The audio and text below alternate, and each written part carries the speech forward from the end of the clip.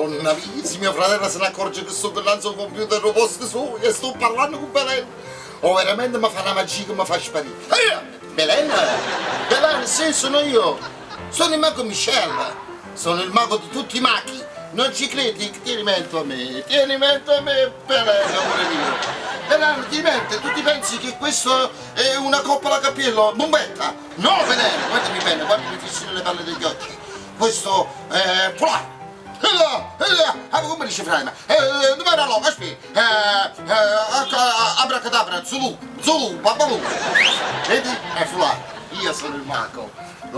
Sono il mago. Non sono quello scemo del fratello. Io sono il mago più importante del monte. Il mago più importante del monte. Ah! Ma che stai facendo? Chi è il mago? No, tu sei mago. E me, ma con chi stai parlando? Dici che... Perché? Assediati! Ah, sì. Io vengo qua. Belen! Belen, Michele, Beleno, guardare un poco, aspetta un po', non guardare. Michele, hai fatto una grande magia. Ci hai fatto vedere come fai tu con me. La bombetta ti vede floro ti vede bombetta. Fammi vedere. Guarda qua. Vedi adesso, vedi la bombetta. Abracadabra, su, papà, vedi? Non c'è più. Che cosa? Il floro. Sta qua. Ce l'hai in testa il fulano. Ce l'hai in testa! Sai che il fulano in testa? Ce l'hai in testa! Michele, ci hai fatto una figura in merda. Lo so, ma tu non sai fare il mago, perché dici che sei un mago? Michele, ci hai detto che stasera faccio la magia, che imparami un trucco, imparami una magia, fammi uscire con bene. Non lo faccio, perché sennò... Uno facile. Aspetta, Non dire niente a preso. Hai 100 euro in tasca? Hai delle vicine di euro, siamo ancora qua. Vabbè, aspetta. Allora, guarda, attenzione, questo è un pezzo di corda. Basta che ti devi concentrare, guarda, concentrati. Sì. Concentrati.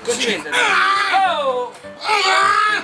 Oscar, non ti concentrare troppo, No. è pericoloso. Guarda.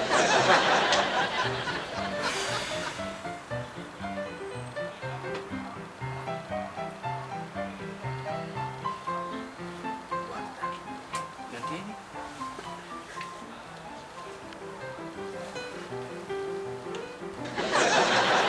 Che fa? Non va bene, guarda. Mica, tu stai milionando a voto, Ecco qua.